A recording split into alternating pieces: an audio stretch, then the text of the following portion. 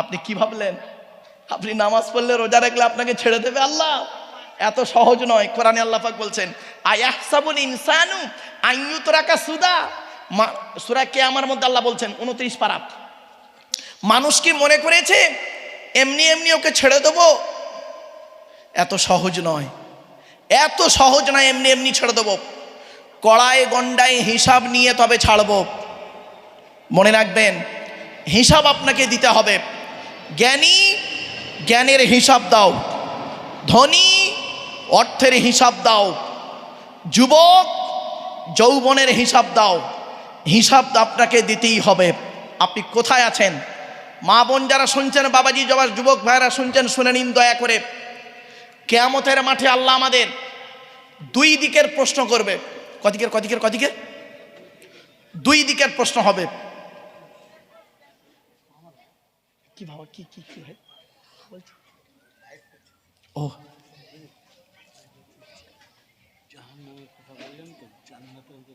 হ্যাঁ বল। আচ্ছা, আমি এখনই কি বললাম?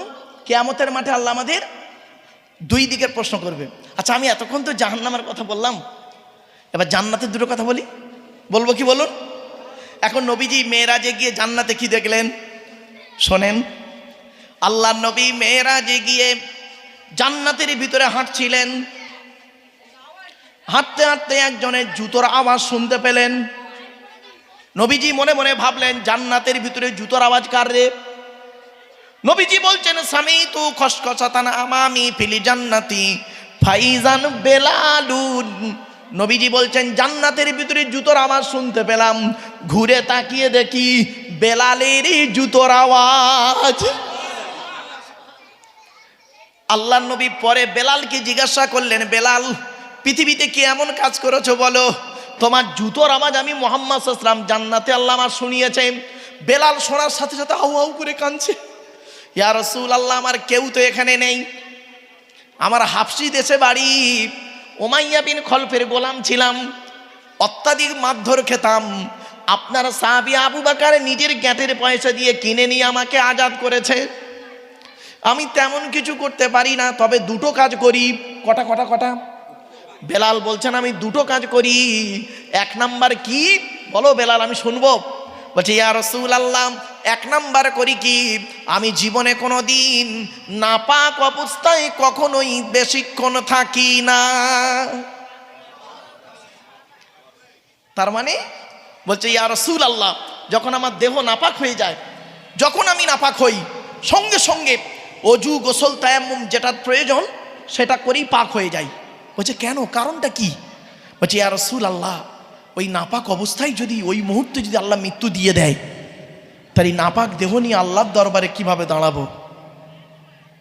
আর আপনি রাত 12টার সময় স্বামী স্ত্রী নাপাক হয়েছেন, পরের দিন বেলা 2টোর সময় বাজার করে এসে উনি ঘুরে ঘাড়ে এসে গোসল করে পাক হচ্ছে, তাও আবার গোসলের ফরজ 3টে আদায় করেনি।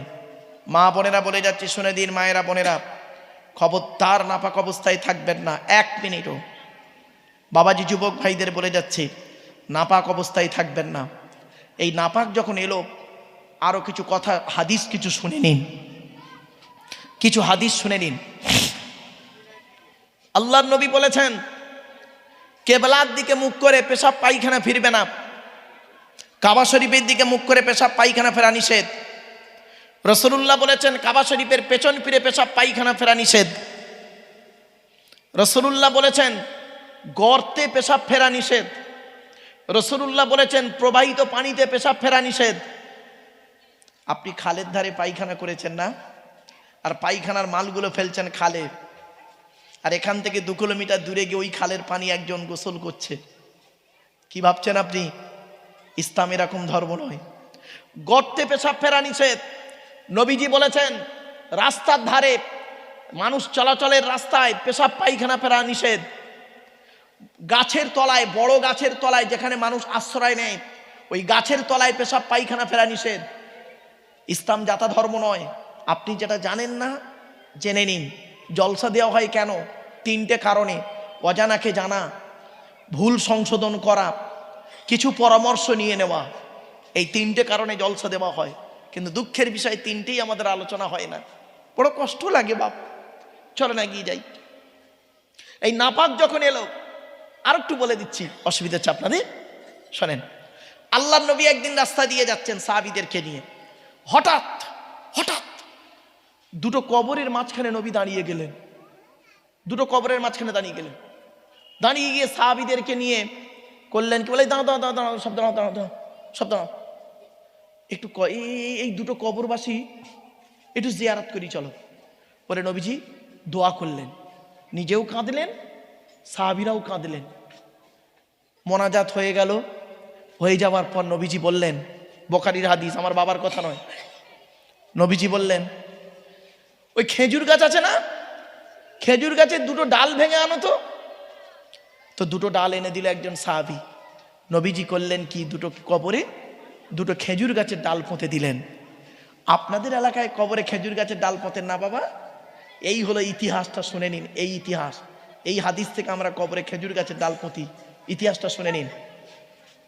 তখন সাহাবীরা প্রশ্ন করলেন, হে নবী, আপনি হঠাৎ কোথায় কিছু নাই দাঁড়িয়ে গেলেন দুটো কবরের মাঝখানে, দাঁড়িয়ে গিয়ে আপনি কাঁদলেন, আমাদেরকেও কাঁদালেন, জিয়ারাত করলেন, খেজুর গাছের ডাল পুঁতলেন, বললেন চলো চলে যাই, একটু দয়া করে খুলে বলুন না। তখন নবীজি বললেন, শোনো আমার মা বোনরা শুনে নিন, মায়েরা বোনেরা শুনে নিন।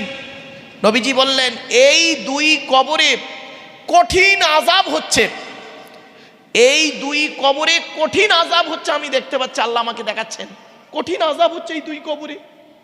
তাই এদের জন্য আল্লাহর কাছে একটু দোয়া চাইলাম, আর দুটো খেজুর গাছের ডাল পুঁতে দিলাম। ওই কাঁচা খেজুর গাছের ডালটা যতদিন আল্লাহ আল্লাহর জিকির করবে, ততদিন ওদের কবরে আযাব মকুব থাকবে। জোরে বলো, কি আশ্চর্য। তখন সাহাবীরা প্রশ্ন করছেন, হে ইয়া রাসূলুল্লাহ, এই দুটো লোক পৃথিবীতে কি এমন কাজ করত, একটু দয়া করে বলুন, আমরা সেই কাজ থেকে দূরে সরে থাকব। বলবো? বলি, আমার মা বোনরা পেছনে আছেন, মায়েরা বোনেরা ভালো করে শুনে নিন।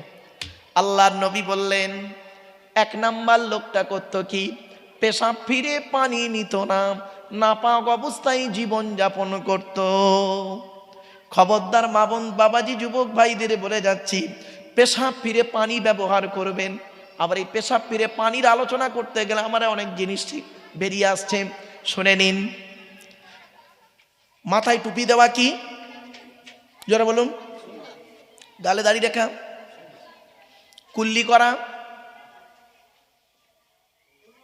গোঁপ রাখা,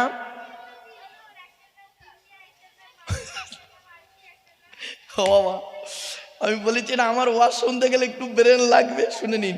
কোনটা কোন নবীর সুন্নাত একটু শুনে নিন, কোনটা কোন নবীর সুন্নাত।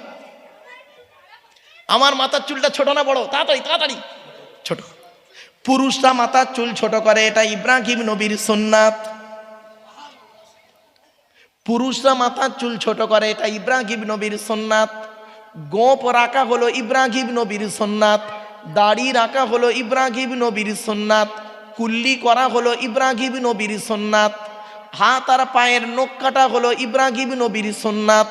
পেশাব পায়খানা ফিরে পানি ব্যবহার করা ইব্রাহিম নবীর সুন্নাত। বগলের লোম নাভির নিচের লোম 40 দিনের মধ্যে পরিষ্কার করতে হবে, এটা ইব্রাহিম খলিলুল্লাহর সুন্নাত।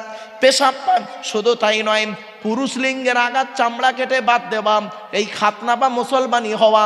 82 বছর বয়সে জঙ্গলে কুড়ুল দিয়ে নিজে নিজে আল্লাহর হুকুমে এই মুসলমানি সর্বপ্রথম হয়েছিলেন যিনি, তিনিই হলেন ইব্রাহিম খলিলুল্লাহ।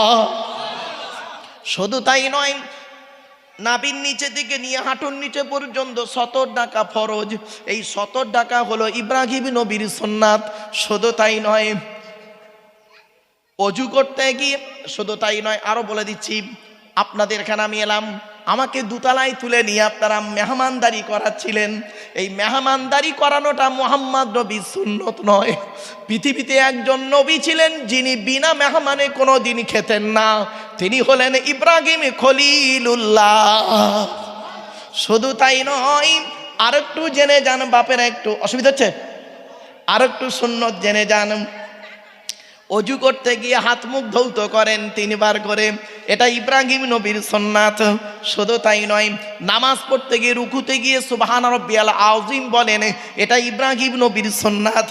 সাজদায় গিয়ে সুবহান রাব্বিয়াল আলা বলেন, এটা ইব্রাহিম নবীর সুন্নাত।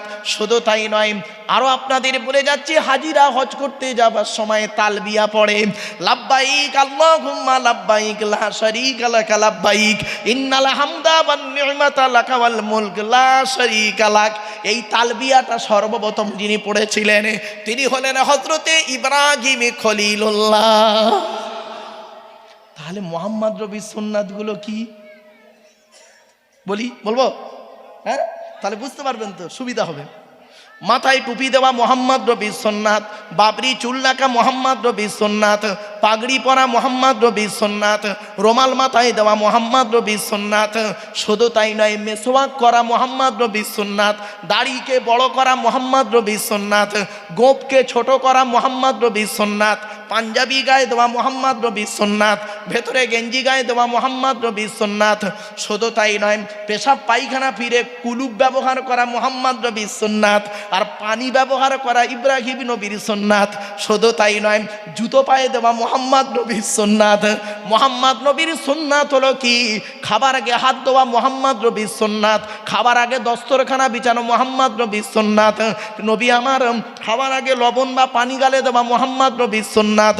নবী আমার 3 আঙুলে খাবার তুলতেন, 5 আঙুলে গালে দিতেন। 3 আঙুলে খাবার তুলতেন, 5 আঙুলে গালে দিতেন, ভালো করে চিবিয়ে হজম করে বের করতেন। শুধু তাই নয়, মুহাম্মদ নবীর সুন্নাত আরো কয়েকটা শুনে নিন। এরপরে নবীজি বললেন, খাওয়া যখন হয়ে যাবে, খাওয়া যখন হয়ে পানি যখন পান করবে, খাবার মাঝে ঢক ঢক ঢক ঢক করে পানি পান করবে না, 3 ঢোকে পানি পান করবে। নবীজি বললেন, খাওয়া হয়ে গেলে আঙুলটাকে ভালো করে চাটবেন। আঙুল চাটা হলো মুহাম্মদ নবীর সুন্নাত। যে প্লেটে খাবেন ওই প্লেটটা আপনি চেটে খাবেন।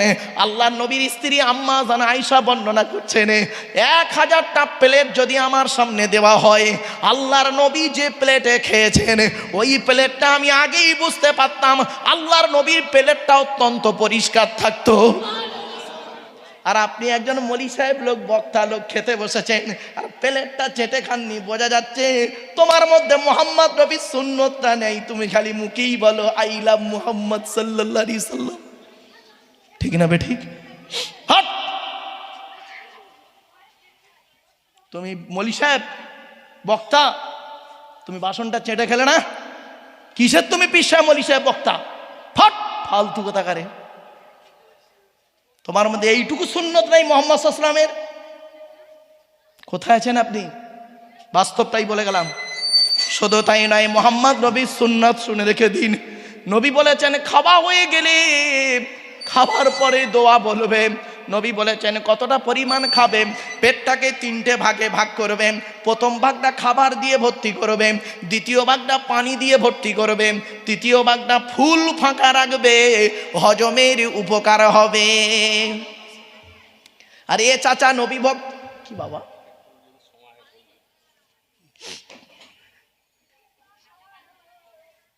আচ্ছা ঠিক আছে বাপ, ঠিক আছে। মুহাম্মদ সাল্লাল্লাহু আলাইহি সাল্লাম বলেছেন কতটা পরিমাণ খাবেন। মা বোনেরা শুনে নিন, বাবাজিরা শুনে নিন, রাগ করবেন না, আমাকে ভুল বুঝবেন না। নবীজি বলেছেন পেটটাকে 3টে ভাগে ভাগ করবে। কটা ভাগে? নবীজি বলেছেন পেটটাকে 3টে ভাগে ভাগ করবে। প্রথম ভাগটা খাবার দিয়ে ভর্তি করবে, দ্বিতীয় ভাগটা পানি দিয়ে ভর্তি করবে, তৃতীয় ভাগটা ফুল ফাঁকা রাখবে, হজমের উপকার হবে। এ চাচা নবী ভক্ত বেবাড়িতে দাওয়াত খেতে গেছে, পেটটাকে 3টে ভাগে ভাগ করেছে। প্রথম ভাগটা লুচি মিষ্টি ঢুকিয়ে ভর্তি করেছে, দ্বিতীয় ভাগটা বিরিয়ানি ঢুকিয়ে ভর্তি করেছে, আর তৃতীয় ভাগটা দই মিষ্টি থামস আপ চাটনি পাঁপড়। আর জায়গা নেই চাচার পেটে, চেপে চেপে চেপে চেপে পান মশলা রাস্তার ওপারে গিয়ে বমি করে দিয়েছে। বেবাড়িতে গিয়ে নাকি একটা লোক 70 পিস রসগোল্লা খেয়েছে। আরে মানুষের বাচ্চা না কুমিরের বাচ্চা? রাগ করবেন না। হুজুর আমার 20 পিস রসগোল্লা খেয়েছে। 20 পিস রসগোল্লা খাবার পরই বাড়িওয়ালাকে বলছে, বাবা চায়ে চিনি দিও না। কেন? সুগার। তা আগে যে 20 পিস রসগোল্লা ঢোকালি ওটা কি নিম পাতার বড়ি? বাড়ি থেকে বাবা আমার আলোচনাটা না শুনতে কেমন কেমন লাগবে, অতি বাস্তব কথা বললাম। অসুবিধা হচ্ছে আপনাদের? আর একটু হবে না? বন্ধ করতে দেবো? আর একটু হবে? একবার দরুদ শরীফ আল্লাহুম্মা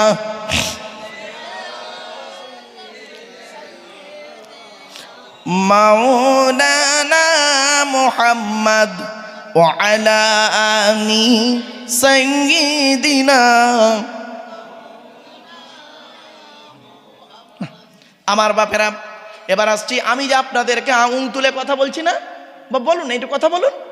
আপনারা লোকের সঙ্গে যখন কথা বলেন এই শাহাদাত আঙুল তুলে কথা বলেন তো? অনেক সময় কথা বলেন না? শোনেন, আপনি যদি আঙুল তুলে কথা বলেন, অন্য লোক যে শোনে সে বলে এই আঙুল নাবা, বলে না? বলবেন না, ও জানে না।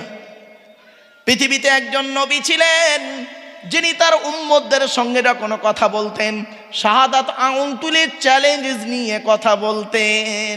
এই শাহাদাত আঙুল তুলে কথা বলা একটা নবীর সুন্নাত। আবার শুধু একটাই নবী, অনেকগুলো সুন্নাত আছে, সেই নামটা পরে বলছি, আরো একটু জীব। আচ্ছা বাবা, আপনারা সেলাই করা কাপড় পরেছেন না? আর বলুন না একটু, জামা সেলাই করা আছে তো? পৃথিবীতে সর্বপ্রথম দর্জি ছিলেন সেই নবী। তার আগে লোক কিভাবে কি পরতো? ওই গাছের চামড়া, গাছের ছাল, পশুর চামড়া পরে জড়িয়ে থাকতো। সেই নবী সর্বপ্রথম সেলাই করা শিখিয়েছিলেন পৃথিবীর মানুষকে। শুধু তাই নয়, লেখাপড়া শেখেন। এই জন্য আপনাদেরকে বলি, লেখাপড়া শেখান ছেলে মেয়েদেরকে, এডুকেশনের খুবই দরকার, এডুকেশনের খুবই দরকার। সেই নবী সর্বপ্রথম লেখাপড়া করেছিলেন। এই তিনটের উত্তর হবে একজন নবী। নামটা বলবো? মনে থাকবে? কোরআনের আয়াত দিয়ে বলি, ওয়াজকুরু ফিল কিতাবি ইদরিস ইন্নাহু কানা সিদ্দিকান নাবিয়্যা ওয়া রাফা'নাহু মাকানান আলিয়্যা। 16 নম্বর পারার 8 নম্বর পৃষ্ঠার 9 নম্বর লাইন, সূরার নাম সূরা মারিয়াম। আল্লাহ বলছেন ইদ্রিস বলে একজন নবী আছে, তাকে স্মরণ করো। ইদ্রিস নবীর নাম ইদ্রিস নয়, ওনার নাম হলো খাইনুক। কি বললাম বাবা? খাইনুক। ইদ্রিস নামটা কবে হলো শুনে রেখে দিন। আল্লাহ পাক যখন ওহী দিতেন উনি খালি ভুলে যেতেন। আল্লাহ বললেন জিবরাইল খাইনুককে বলো লিখে রেখে দিতেন। দারাসা ইয়াদরুসু দুরুসান শব্দ থেকে এসেছে ইদ্রিস শব্দ, লেখাপড়া করা। জীবনে পৃথিবীর সর্বপ্রথম লেখাপড়া করেছিলেন ইদ্রিস নবী, এই জন্য ওনার নাম হয়েছে ইদ্রিস। ওই ইদ্রিস নবীর সুন্নাত হলো এই সেলাই করা জামা পরা। আর আমরা তো জানি না কোনটা কোন নবীর সুন্নাত, নিজেদের মধ্যে মারামারি ঝগড়া করি। বাবা রাগ করবেন না, চলুন এখন নবীদের কথা বলছি। নবীদের পরিচয় আপনাদেরকে দিইনি। নবীদের পরিচয় হলো 3টে। কটা? আল্লাহর পরিচয় হলো 4টে। প্রথমেই বলে দিয়েছি কুল হু আল্লাহ সূরা। আর নবীদের পরিচয় 3টে। কি কি? 1 নম্বরে যিনি নবী হবেন তার চরিত্র উত্তম হতে হবে। 2 নম্বরে যিনি নবী হবেন তার উপর আল্লাহর তরফ থেকে ওহী নাযিল হতে হবে। 3 নম্বরে যিনি নবী হবেন তার দ্বারাই অলৌকিক ঘটনা ঘটতে হবে, একটা হোক বা 50টা হোক। পৃথিবীতে যত নবী এসেছেন প্রত্যেক নবীর মাধ্যমে আল্লাহ পাক 1 থেকে 50টার ভিতরে মুআজিজা দিয়েছেন। আমার নবী বিশ্ব নবী কুল কায়নাতের রাসূল রাহমাতুল লিল আলামিন মুহাম্মদ সাল্লাল্লাহু আলাইহি ওয়াসাল্লামের মাধ্যমে আল্লাহ পাক পৃথিবীতে 1000-এরও বেশি মুআজিজা দিয়েছেন। সর্বশ্রেষ্ঠ হলো এই কোরআন নাজিল করা, এই কোরআন নাজিল করা। চলুন এই কোরআনের পরিচয় দেব, মুহাম্মদ সাল্লাল্লাহু আলাইহি ওয়াসাল্লামের পরিচয়টা দিয়ে দিই আগে। আচ্ছা, আমাদের নবীর নাম মুহাম্মদ সাল্লাল্লাহু আলাইহি ওয়াসাল্লাম, তাই তো নাকি? আচ্ছা, নবী কোন বংশে জন্মগ্রহণ করেছেন? কুরাইশ বংশে। কোন বংশে বাবা? কুরাইশ বংশে। কার নাম কুরাইশ? নবীর পরিচয়টা দিচ্ছি। দয়া করে আমি আপনাদেরকে করজোড়ে নিবেদন করছি, দয়া করে সুবহানাল্লাহটা একটু জোরে বলতে হবে। পারবেন তো? পারবেন? চলুন, কোন বংশ বললেন?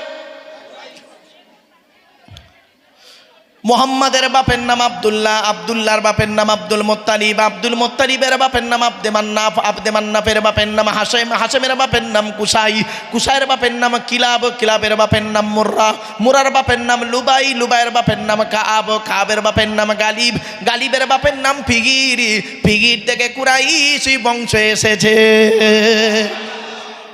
নবীর বাপের নাম আব্দুল্লাহ, মায়ের নাম আমিনা, দাদার নাম আব্দুল মোত্তালেব, দাদির নামটা কি? নেতিলা বিনতে খব্বাব ব্রাকেটে ফতেমা, কেউ বলেছেন সামিরা।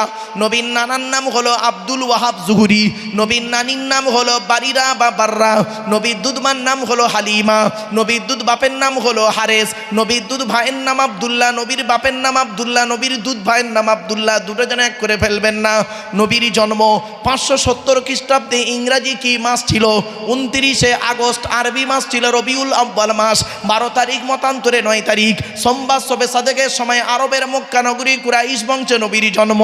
নবীর বাপেরা হলো 10 ভাই, নবীর মায়েরা হলো 19 বোন। নবীর 9টা চাচা, 18টা খালা, 6টা ফুপু, 7টা ছেলে মেয়ে। নবীর 9টা চাচার নাম কি? বড় চাচার নাম হারেস, জুবায়ের, মুকাইম, ফাইদাক, জাইদাক, আবুল আহাব, হামজা, আব্বাস, আবু তালেব। নবীর বাপ হলো আব্দুল্লাহ। কই আবু জাহালের নাম তো এখানে নেই। আবু জাহাল নবীর চাচা নয়। আমরা জানি না বলে দিই আবু জাহাল নবীর চাচা, বলে না অনেকে। না বাবা, কিছু কিছু জিনিস আছে আমরা বলে দিই, কিন্তু আদৌ সেগুলো বাস্তবে সঠিক নয় গো বাপ। একটা বলবো আপনাদের, একটা বলবো। হ্যাঁ, এই দেখুন, অনেক বক্তার মুখ থেকে শুনেছেন কি, আসসালাতু মেরাজুল মুমিনিন। নবীজি বলেছেন নামাজ আমার মেরাজ শরীফ, বলে না অনেকে। খবরদার এটা বলবেন না, এটা কোনো হাদিসই নয়, এটা কোনো হাদিস নয়। আসসালাতু মেরাজুল মুমিনিন, এটা হাদিস নয় গো বাবা। বিজ্ঞ পণ্ডিতরা গবেষণা করে বের করেছে এটা হাদিস নয়, নবীর কথা এটা নয়, এটা একটা বাক্য। সেটাকে আমরা নবীর হাদিস বলে চালিয়ে দিলাম। এত সহজ জিনিস নয় গো বাপ। চলেন, নবীর 7টা ছেলে মেয়ে, 3টে পুত্র সন্তান, 4টে কন্যা সন্তান। 3টে পুত্র সন্তানের নাম কি? বড় ছেলেটার নাম কাসেম, তারপরের ছেলেটার নাম হলো তাহির বা তৈয়েব, ছোট ছেলেটার নাম হলো ইব্রাহিম। 4টে কন্যা সন্তানের নাম কি? বড় মেয়েটার নাম জাইনাব, রুকাইয়া, উম্মে কুলসুম। ছোট মেয়েটার নাম হলো ফতেমা, যার সঙ্গে নবীজি হযরত আলী রাদিয়াল্লাহু তাআলা আনহুর বিবাহ দিয়েছিলেন। এখান থেকে একটা শিক্ষা নিয়ে নিন, কোন ছেলেকে জামাই করবেন, যাই তাই ছেলেকে জামাই করবেন না। আমার মা বোনদের বলে যাচ্ছি, বাবাজি যুবক ভাইদের বলে যাচ্ছি, যাই তাই ছেলেকে জামাই করবেন না। কোন ছেলেকে জামাই করবেন? যে ছেলের মধ্যে কমসে কম 2টো গুণ পাবেন। আর কোন মেয়েকে বৌমা করবেন? কোন মেয়েকে বৌমা করবেন? খালি সাদা চামড়া দেখে ছুটবেন, সব সাদা চামড়ার মেয়ে ভালো নয়, রাগ করবেন না। বাংলায় একটা কথা আছে, নদীর জল ঘোলা ভালো, জাতের মেয়ে কালো ভালো। কথাটা একেবারে ফেলে দেওয়ার নয়। কোন মেয়েকে বৌমা করবেন? যাই তাই মেয়েকে বৌমা করবেন না। এই কোরআনে আল্লাহ জানিয়ে দিয়েছেন কোন মেয়েকে বৌমা করবেন, যে মেয়ের মধ্যে কমসে কম 6টা গুণ পাবেন। কটা গুণ? 6টা গুণ বলবো? হ্যাঁ, চলুন। কোন ছেলেকে জামাই করবেন? খালি একলা বাপের একটা ছেলে দেখে ছুটবেন, সব একলা বাপের একটা ছেলে সমান নয়। শুনে নিন, যে ছেলের মধ্যে কমসে কম 2টো গুণ পাবেন। 1 নাম্বার দেখবেন ছেলেটি সৎ ছেলে কিনা খবর নেবেন। সৎ কাকে বলে? বক্তব্য শুরুতেই বলেছি, রসুল বলেছেন 2 ঠোঁটের মাঝখানে 2 রানের বীজখানে। মনে পড়ছে? বাড়িতে গিয়ে ভাববেন। আরে আপনারা মেয়ে দেখতে গেলে কি করেন?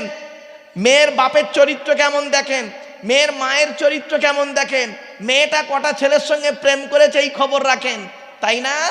আর ছেলের খবরটা কেন নেন না? ছেলের বাপের চরিত্র কেমন, ছেলের মায়ের চরিত্র কেমন, ছেলে কটা মেয়ে নষ্ট করেছে, এ খবর তো নেন না কেন? বাড়ি থেকে ভাববেন। 1 নাম্বার ছেলেটি সৎ ছেলে কিনা খবর নেবেন। 2 নাম্বার ছেলেটি কর্মী কিনা খবর নেবেন। কর্মী মানে পরিশ্রমী ছেলে কিনা খবর নেবেন। এবার আসছি, কোন মেয়েকে বৌমা করবেন? আমার মা বোনেরা কেউ রেগে যাবেন না দয়া করে, বাস্তব কথা বলছি। কোন মেয়েকে বৌমা করবেন? যে মেয়ের মধ্যে কমসে কম 6টা গুণ পাবেন। কটা? কোরআন বলছে মুসলিমাতিন মুমিনাতিন কানিতাতিন তাইবাতিন আবিদাতিন সাইহাতিন সাইয়্যিবাতিন ওয়া আবকারা। 28 নম্বর পারার 19 নম্বর পৃষ্ঠার 12 নম্বর 11 নম্বর লাইন, সূরার নাম সূরা তাহরিমের 5 নম্বর আয়াত। 1 নম্বর মেয়েটি মুসলমান কিনা খবর নেবেন, 2 নম্বর মেয়েটি বিশ্বাসী মেয়ে কিনা খবর নেবেন, 3 নম্বরটা খুব ইম্পর্টেন্ট, কনিতাতিন আনুগত্যশীলা মেয়ে কিনা খবর নেবেন। দূর থেকে খবর নিয়ে দেখবেন মেয়েটি ওর বাপ আর মাকে ভক্তি শ্রদ্ধা করে কিনা খবর নেবেন। দূর থেকে খবর নিয়ে সঠিক তথ্য যদি পেয়ে যান মেয়েটি ওর বাপ আর মাকে ভক্তি শ্রদ্ধা করে না, ও যত সুন্দরী মেয়ে হোক আর যত বড় পীর সাহেব মনি সাহেব মুফতি সাহেবের মেয়ে হোক, জীবনে কোনো দিন ওই মেয়েকে বৌমা করবেন না। ওর নিজের বাম্মাকে ভক্তি শ্রদ্ধা করে না, তোমার বাম্মার পাতে সহজে এক থালা ভাত দিতে চাইবে না। এ বাচ্চাই জবাব দেখি। বেশিরভাগ মেয়েদের সংসার নষ্ট হয় মেয়ের মায়ের কান ভাঙানিতে, ঠিক না বেঠিক? যে মেয়ের মা যত বেশি চালাক ওই মেয়ের কপালে তত তাড়াতাড়ি তলাক। রাগ করবেন না, বাস্তব কথা বলছি। মা বোনেরা কেউ রেগে যাবেন না, মা বাস্তবটাই বলছি। মেয়েদের শত্রু পৃথিবীতে দুটো। কটা এটা কথা বলুন আপনারা আমার সাথে। মেয়েদের শত্রু পৃথিবীতে দুটো। মা বোনেরা রাগ করবেন না, দেখুন তো শত্রু দুটো কে কে। 1 নম্বর শত্রু হলো মেয়েদের সতীন। সতীন হলো মারাত্মক শত্রু। কিরকম শত্রু দেখবেন, আমার মা বোনদের বুদ্ধি দেখুন, মা বোনদের বুদ্ধি কিরকম। স্বামী মরে যায় যাক, স্বামী মরে যায় যাক, সতীন তো বিধবা হলো, ও নিজে যে বিধবা হয়ে গেছে ওর খেয়াল নেই, স্বামী সতীন বিধবা হয়ে গেছে। মেয়েদের আরেকটা শত্রুর নাম বলছি, ননদ। ননদ ননদ এজন্য আপনাদেরকে আমি হাতে ধরে বলে যাচ্ছি, আপনি যখন আপনার বোনকে, নিজের বোনকে যখন ছোলা চিনি জামা কাপড় টাকা পয়সা দেবেন, বউকে না যাইনে দেওয়াটাই হলো উত্তম। আর এখানে অনেকে আছে বউ পাগলা বিবির গোলাম, বোনকে একটা শাড়ি দিচ্ছে, বউকে জানিয়ে, জানো সোনা এইটা বোনকে দিচ্ছি, ওর কলজে ফেটে যাবে, ঠিক না বেটি? আচ্ছা, কেনই বা আপনারা বইয়ের অনুমতি নেবেন না? আপনাদের তো বইয়ের অনুমতি নিতেই হবে, অবশ্যই নিতে হবে আপনাদের বইয়ের অনুমতি। কেন নেবেন শুনে নিন। বাসর রাতে, ফুলসজ্জার রাতে, গভীর রাতে একা একা বইয়ের ঘরে যখন আপনি ঢুকেছিলেন, মনে মনে কি বলেছিলেন খেয়াল করুন, আমি স্মরণ করিয়ে দিচ্ছি। 50,000 টাকা ইয়াম্মা গাড়ি 5 ভরি সোনার বিনিময়ে আজ থেকে তোমার বাপের কেনা চাকর গোলাম হইয়া গেলাম। তুমি যাহাই বলিবে তাহাই শুনিব, গন্ডগোল যদি করি মারিতে দ্বিধাবোধ করিবে না। তোমার বিরুদ্ধে যদি কোনোদিন কোনো গন্ডগোল করিয়া থাকি বাকইয়াটি থানায় বধূ নির্যাতন কেস দিয়া বাপ আর মাকে জেলে খাটাইয়া লকাবে ঢুকাইয়া আমার পেটাই দেবে। হয়েছে? বাড়ি থেকে ভাববেন আমার এই বক্তব্যটা না সাময়িক শুনতে হাসি লাগবে, বাড়ি থেকে ভাববেন। অনুরোধ করে বলে যাচ্ছি, আল্লাহ নবী একদিন সাহাবীদেরকে বলছেন, মা বোনেরা শুনে নিন, রেগে যাবেন না মা। নবীজি একদিন সাহাবীদেরকে বলছেন, তোমাদের বাড়িতে কয় শ্রেণীর মেয়ে ছেলে আছে গো? কয় শ্রেণীর মেয়ে ছেলে আছে? সাহাবীরা বললেন, ইয়া রাসূলুল্লাহ, আমাদের বাড়িতে 4 শ্রেণীর মেয়ে ছেলে আছে। কয় শ্রেণীর? 4 শ্রেণীর। কে কে? মা, বোন, মেয়ে, বউ। মা, বোন, মেয়ে, বউ, 4 শ্রেণীর মেয়ে ছেলে। নবীজি বললেন, কি করে বুঝবে এই 4 শ্রেণীর মেয়ে ছেলে জান্নাতি না জাহান্নামী? আপনারাই বলুন কি করে বুঝবেন? আটঘরার মানুষ, আমার মা বোনরা শুনে নিন, মায়েরা বোনেরা, অনুরোধ করে আপনাদের বলে যাচ্ছি, বাড়ি থেকে এই যেন পরিবর্তন করুন। আল্লাহর নবী বললেন তোমরা কি করে বুঝবে এই 4 শ্রেণীর মেয়ে ছেলে জান্নাতি না জাহান্নামী? সাহাবীরা পুরো চুপ। কিছুক্ষণ পরে নবীজি বললেন, শোনো, যে সমস্ত নারীদের মধ্যে কমসে কম এই 6টা অভ্যাস থাকবে, কটা কটা? কমসে কম এই 6টা অভ্যাস থাকবে, ওই মেয়ে ছেলে যত নামাজ পড়ুক, যত রোজা রাখুক, যত বোরকা পড়ুক, যত হজ করুক, ওই মেয়ে ছেলে জাহান্নামী, জাহান্নামী, জাহান্নামী। আমার মা বোনরা শুনে নিন, মায়েরা বোনেরা, ভুল বুঝবেন না মা। আর আপনাদেরকে অনুরোধ করে বলে যাচ্ছি, আজকের বাড়িতে গিয়ে এই 6টা অভ্যাস যদি আপনার মায়ের মধ্যে থাকে, মায়ের পায়ে ধরে ক্ষমা চেয়ে বলবেন, মা এই 6টা অভ্যাস আমি শুনে এসেছি, তুমি দয়া করে পরিবর্তন করো। মেয়ের মধ্যে যদি থাকে, বোনের মধ্যে যদি থাকে, পরিবর্তন করাবেন। কি কি 6টা অভ্যাস শুনে নিন। 1 নাম্বার, নবী বললেন ওই সমস্ত মেয়ে ছেলেরা হবে জাহান্নামী যে সমস্ত মেয়ে ছেলেরা তার স্বামীর সঙ্গে যখন কথা বলে মেজাজ দিয়ে কথা বলে। অনেক মা বোন আছে দেখবেন, পাড়ার ছেলের সঙ্গে, পাড়ার লোকের সঙ্গে কথা বলে মিষ্টি ভাষায়, আর স্বামীর সঙ্গে যখন কথা বলে মেজাজ দিয়ে কথা বলে। খবরদার মা বোন, এটা আপনি করবেন না। একজন পুরুষ 4 জনকে খুশি করলে জান্নাতি। কজন কজন? একজন পুরুষ 4 জনকে খুশি করলে জান্নাতি। একজন নারী 3 জনকে খুশি করলে জান্নাতি। আগে পুরুষেরটা বলি। 4 জন কে কে? হে পুরুষ, আপনি আপনার রব আল্লাহকে খুশি করুন, অর্থাৎ কোরআন মোতাবেক জীবনযাপন করুন। হে পুরুষ, আপনি আপনার নবীকে খুশি করুন, অর্থাৎ নবীর হাদিস মোতাবেক জীবনযাপন করুন। 3 নাম্বার, হে পুরুষ, আপনি আপনার জন্মদাতা বাপকে খুশি করুন। 4 নাম্বার, হে পুরুষ, আপনি আপনার পেটে ধরা মাকে খুশি করুন। এই 4 জনকে যদি কোনো পুরুষ খুশি করতে পারে, ওই পুরুষ হলো জান্নাতি। পেছনে একটা আয়াত বলছি, হাদিসটাও বলছি, শুনে নিন। মদিনার সবথেকে ধনী মানুষ ছিলেন তৎকালীন যুগে। তৎকালীন যুগে মদিনার সবথেকে ধনী ব্যক্তি, লোকটার নাম ছিল হযরতে আমর জামুহ রাদিয়াল্লাহু তাআলা আনহু। প্রচুর টাকার মালিক ছিলেন উনি। তো আল্লাহর নবী একদিন বসে আছেন, ডান দিকে হযরত আবু বকর সিদ্দিক রাদিয়াল্লাহু তাআলা আনহু বসে আছেন, বাম দিকে হযরত ওমর রাদিয়াল্লাহু তাআলা আনহু বসে আছেন। হযরতে আমর জামু আসছেন, হযরত আবু বকর সিদ্দিক রাদিয়াল্লাহু তাআলা আনহু রাসূলকে বলছেন, ইয়া রাসূলুল্লাহ, এই মদিনার বাজারের সবথেকে ধনী লোকটা আসছে আপনার কাছে, সবথেকে ধনী লোকটা আসছে। নবীজি বললেন, আসতে দাও, আসতে দাও, আসতে দাও, আসুক আসুক, আসতে দাও। লোকটি এলেন, আসার পরে রসুলকে সালাম করলেন, আসসালামু আলাইকুম।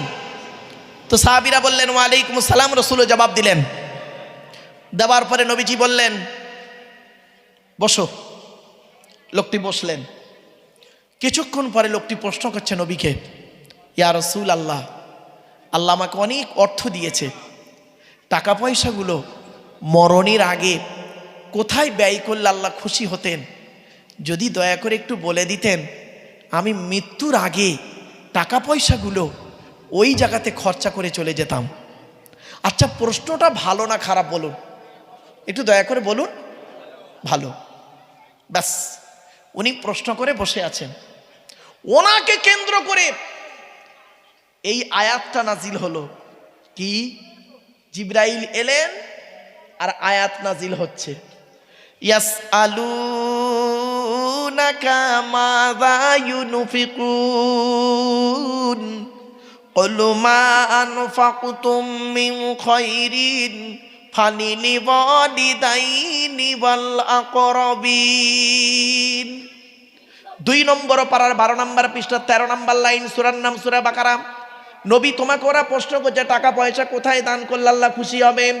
নবী, তুমি বলে দাও, টাকা পয়সা সর্বপ্রথম তোমরা তোমাদের বুড়ো বুড়ি বাপ আর মায়ের পিছনে ব্যয় করবে, আল্লাহ খুশি হয়ে যাবে। টাকা পয়সা সর্বপ্রথম কার পিছনে ব্যয় করতে হবে বললো আল্লাহ? জোরে বলুন। মা বাপ। আর আপনি আগে ভালো ছেলে হন, পরে ভালো জামাই হবেন। আমরা ভালো জামাই হতে পেরেছি, ভালো ছেলে হতে পারিনি। আমার শ্বশুর আমাকে কি বলে জানেন? আমার জামাই খুব ভালো। আমার শাশুড়ি বলে আমার জামাই খুব ভালো। আর জন্মদাতা বাপটা কি বলে শুনবেন? ও জন্ম দিয়ে পাপ করেছি।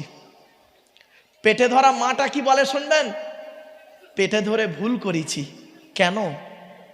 কি এমন কাজ করলেন যে বাপ আর মা ছোটবেলায় কোলে করে আদরের চুমা দিল? কার দ্বারাই করলেন?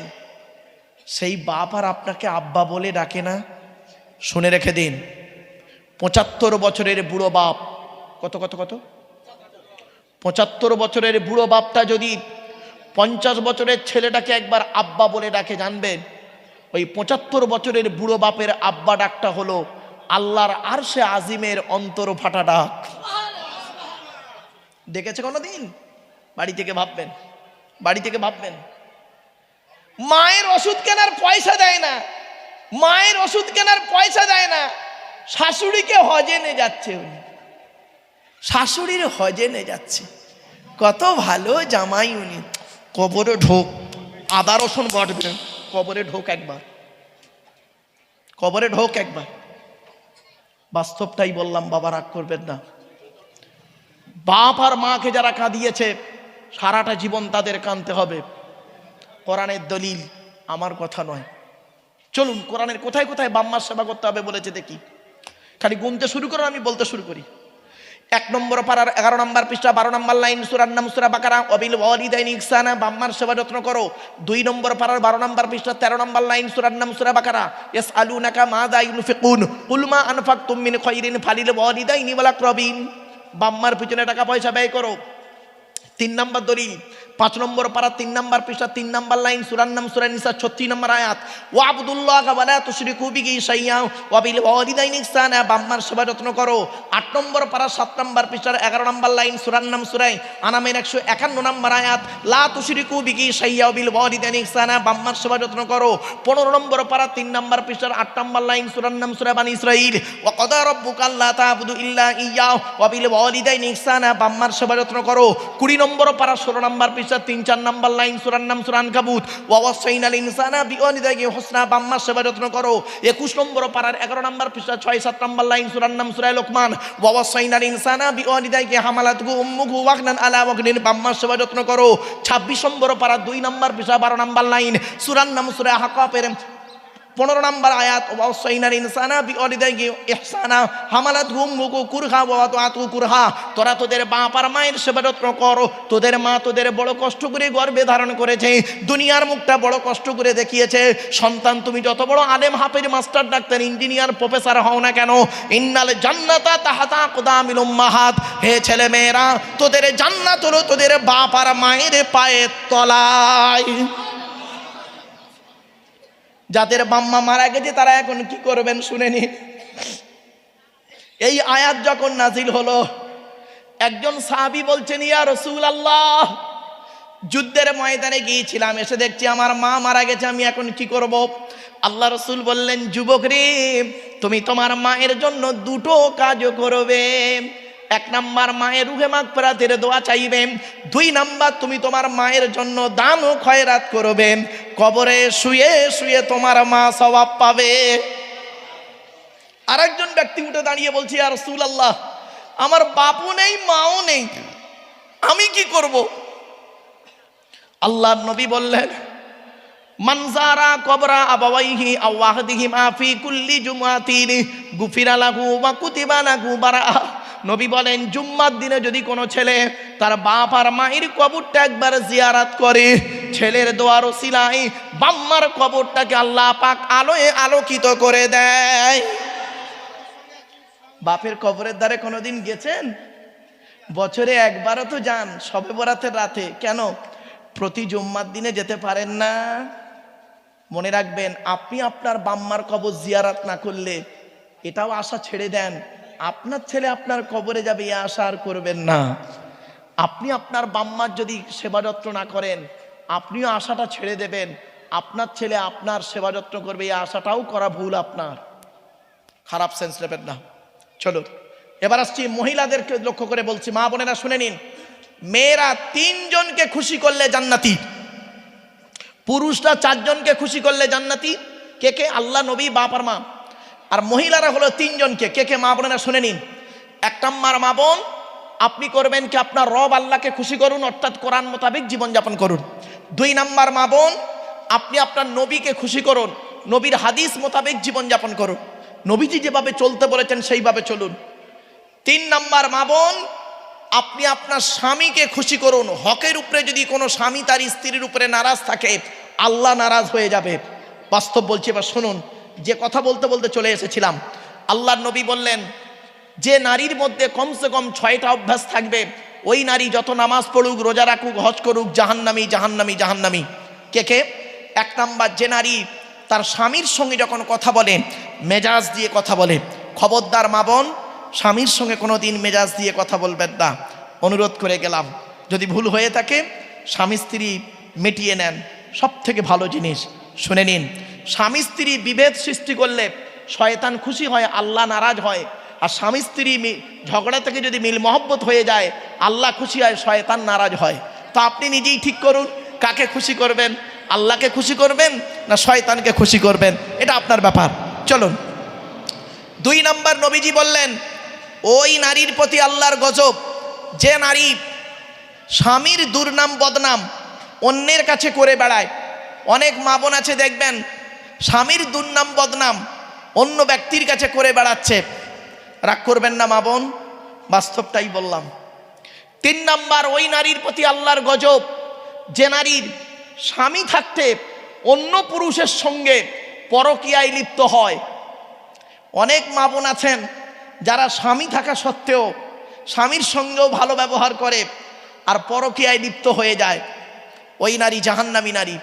এজন্য মা বোনদের বলি, আপনি আপনার রূপটাকে স্বামী ছাড়া অন্যের কাছে প্রকাশ করবেন না।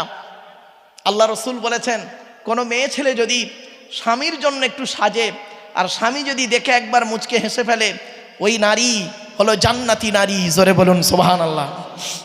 বড় দুঃখ লাগে। 4 নাম্বার, খুব ইম্পর্টেন্ট, ওই নারীর প্রতি আল্লাহর গজব, যে নারী বিনা কারণে স্বামীর বিছানা ছেড়ে দিয়ে অন্য বিছানায় রাত কাটায়। এই ধরনের নারীদের বয়স হলো 45, 50, 55, 60। অনেক মা বোন আছে দেখবেন, তারা কি করে,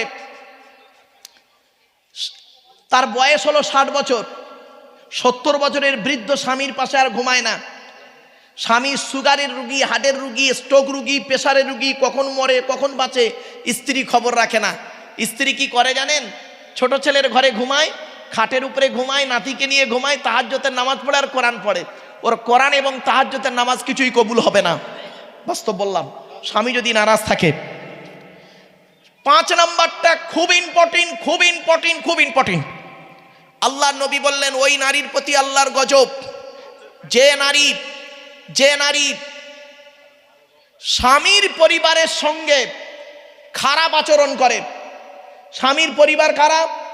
স্বামীর বাপ, স্বামীর মা, স্বামীর ভাই, স্বামীর বোন।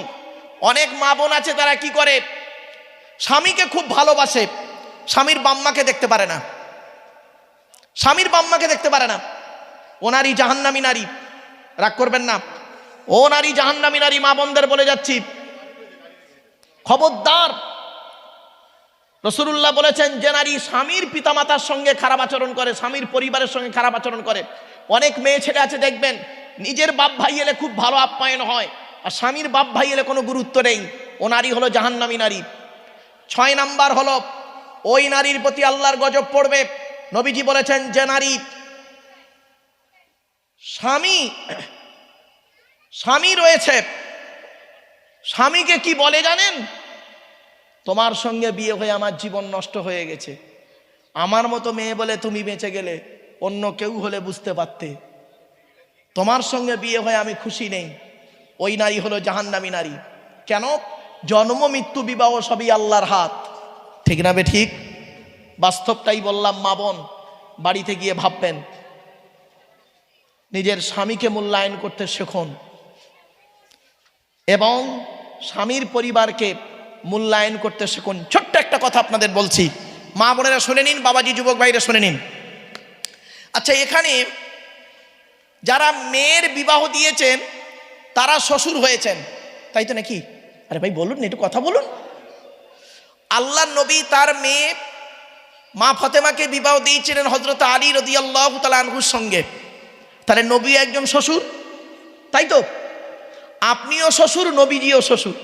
পার্থক্যটা কি শুনলে চমকে যাবেন। আপনি আপনার মেয়েকে যখন বিবাহ দিয়েছিলেন কি কি দিয়ে পাঠিয়েছিলেন, কি কি বলে পাঠিয়েছিলেন শ্বশুর বাড়ি? আর নবীজি তার কলিজার টুকরা কন্যা ফাতেমাকে কি কি দিয়ে পাঠিয়েছিলেন আর কি কি বলে পাঠিয়েছিলেন শুনে নিন একটু। শুনলি আজকের পার্থক্যটা বুঝতে পারবেন। আগে আমাদেরটাই বলি। আপনি আপনার মেয়েকে যখন শ্বশুর বাড়ি পাঠিয়েছিলেন কি দিয়েছিলেন? খাট, গদি, ড্রেসিং টেবিল, আলমারি, খাটের সঙ্গে দুটো ছোট ছোট মাথার বালিশ আর বিশাল বড় একটা লম্বা বালিশ। ওরে কি বালিশ বলেন? ও বাবা, মুরব্বি বলে কোল বালিশ। আচ্ছা লে বাবা, তাই হলো। যাই হোক, তার মানে কি মেয়ের বাপ মেয়েকে শিখিয়ে দিচ্ছে যে মা কলিজার টুকরা, মা শোন, এই দুটো ছোট ছোট মাথার বালিশ দিলাম, তুই একটা মাথা রেখে ঘুমাবি, জামাই একটা মাথা রেখে ঘুমাবে, স্বামী স্ত্রী গন্ডগোল বাঁধে, মাঝখান থেকে দেয়াল দিয়ে দিবি। খবরদার নয়। নবীজি কি দিয়েছিলেন শুনুন।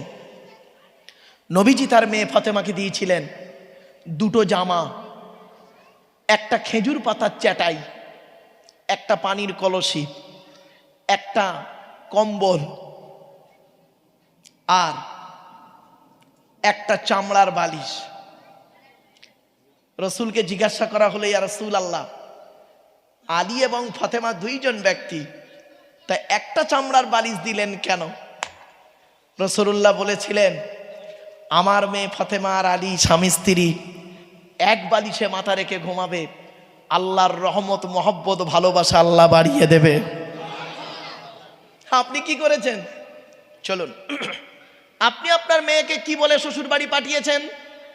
বিয়ের দিনে বরযাত্রী তো খেয়ে গেছে, রাগ করবেন না, কেউ রেগে যাবেন না কিন্তু বলে দিচ্ছি।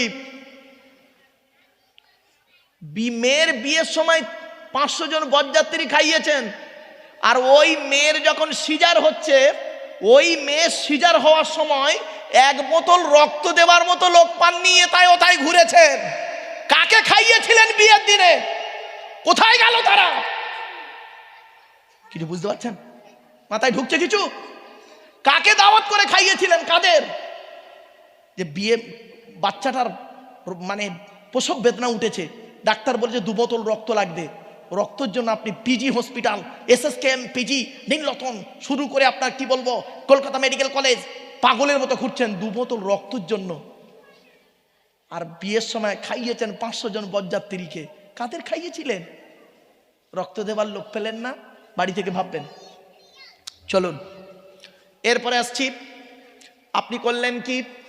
মেয়েটি করলো কি? সব বরযাত্রী খেয়ে চলে গেল।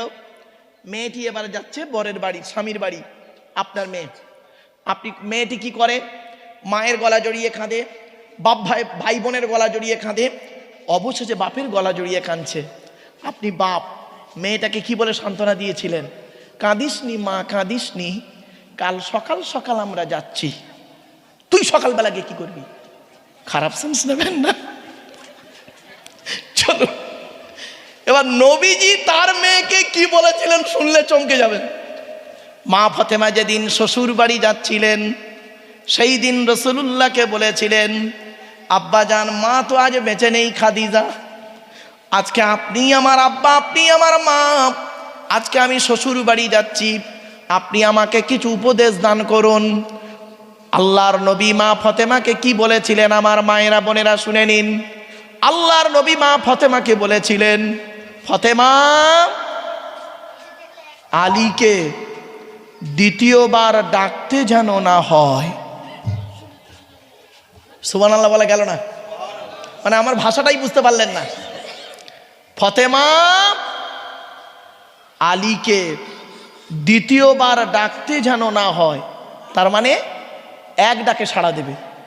মা ফাতেমা বলেছিলেন, আব্বাজান আমি যতদিন বেঁচে থাকব স্বামীর এক ডাকেই সাড়া দিয়ে যাব।